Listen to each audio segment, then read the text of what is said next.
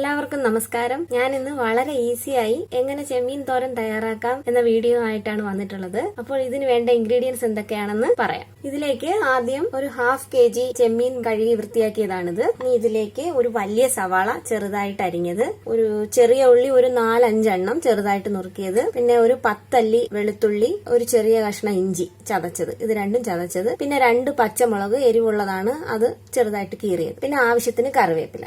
ഇതിന്റെ അരപ്പിലേക്കായിട്ട് 6 table spoon തേങ്ങ ചിരകിയത്, ഒരു 2.5 ടീസ്പൂൺ മുളക് പൊടി, ഒരു 1/4 ടീസ്പൂൺ മല്ലിപ്പൊടി, 1/2 ടീസ്പൂൺ മഞ്ഞൾപ്പൊടി, 1/2 ടേബിൾ സ്പൂൺ ഗരം മസാല പൊടി, ആവശ്യത്തിന് ഉപ്പും കുറച്ച് കുരുമുളക് പൊടി ആവശ്യമുണ്ട്. അത് ഞാൻ ചേർക്കുന്ന സമയത്ത് അളവ് പറയാം. അപ്പം ഇത് തയ്യാറാക്കാനായിട്ട് ആദ്യം ഞാനൊരു പാൻ എടുത്തു.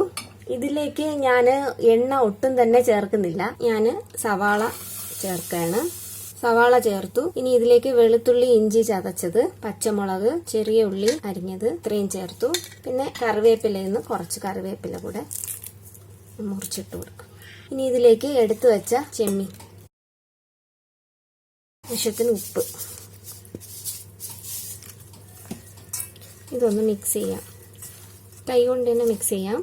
ഇനി നേരത്തെ എടുത്ത 1/2 ടീസ്പൂൺ മഞ്ഞൾപ്പൊടിയിൽ നിന്ന് കുറച്ച് മഞ്ഞൾപ്പൊടി കൂടെ ഇതിലോട്ട്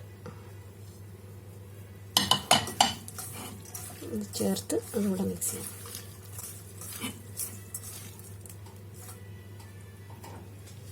ഇനി ഇതിലേക്ക് തരിതരിപ്പായിട്ട് പൊടിച്ച ഒരു 1/4 ടീസ്പൂൺ കുരുമുളക് പൊടി. ഇനി നമുക്ക് ഒരു മീഡിയം ഫ്ലെയിമിൽ വെക്കണം. എന്നിട്ട് മൂടി വെച്ച് വേവിക്കാം. ചെമ്മീനിൽ നിന്ന് വെള്ളം ഇറങ്ങി ആ വെള്ളത്തിൽ വേകണം. അപ്പോൾ ഇടയ്ക്കൊന്ന് തുറന്ന് നോക്കാം. ഇപ്പോൾ ദാ ഇതിൽ നിന്ന് വെള്ളം വരുന്നുണ്ട്. ഇനി നമുക്ക് കുറച്ചുകൂടെ ചെറിയ ഫ്ലെയിമിലാക്കി അടച്ചു വെക്കാം. നല്ലതായിട്ട് സിമ്മാക്കിയിട്ട് അടച്ചു വെച്ച് കുറച്ചുകൂടെ വേവിക്കാം. ഇപ്പോൾ ചെമ്മീൻ ഏകദേശം ഒരു 1/4 ഭാഗം വേഗമായിട്ടുണ്ട്. ഈ സമയത്ത് നേരത്തെ എടുത്തു വെച്ച തേങ്ങയിൽ ബാക്കി മസാലയെല്ലാം ഞാൻ മിക്സ് ചെയ്തെടുത്തിട്ടുണ്ട്. ബാക്കി വന്ന കറിവേപ്പിലയും കൂടെ ചേർത്ത് ആവശ്യത്തിന് ഉപ്പും ചേർത്തിട്ടുണ്ട്. മുളക് പൊടി, മല്ലിപ്പൊടി, കുറച്ച് മഞ്ഞൾപ്പൊടി, ഗരം മസാലപ്പൊടി, ഇത്രയാണ് ഇതിൽ മിക്സ് ചെയ്തിട്ടുള്ളത്. പിന്നെ ഉപ്പും കറിവേപ്പിലയും ഇത് ഞാൻ ഇതിലോട്ട് ചേർത്ത് കൊടുക്കാം.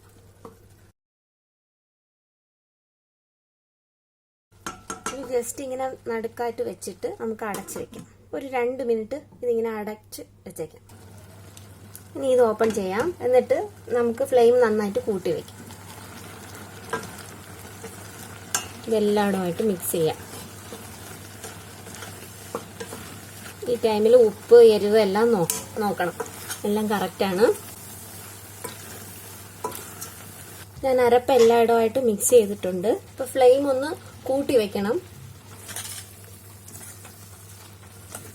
ഈ ടൈമിൽ ഉപ്പോ എരിവോ ആവശ്യമുണ്ടെങ്കിൽ ചേർക്കണം. ഇതിൽ ബാലൻസ് ഉള്ള ഈർപ്പം വെള്ളം കൂടെ ഒന്ന് വറ്റണം. എന്നാൽ തീരെ വരണ്ടു പോകരുത്. തോരൻ നമ്മൾ സാധാരണ വെക്കും പോലെ നല്ല വരണ്ടു പോകരുത്. ചെറിയൊരു ഈർപ്പം വേണം, എന്നാലാണ് അത് ടേസ്റ്റ്.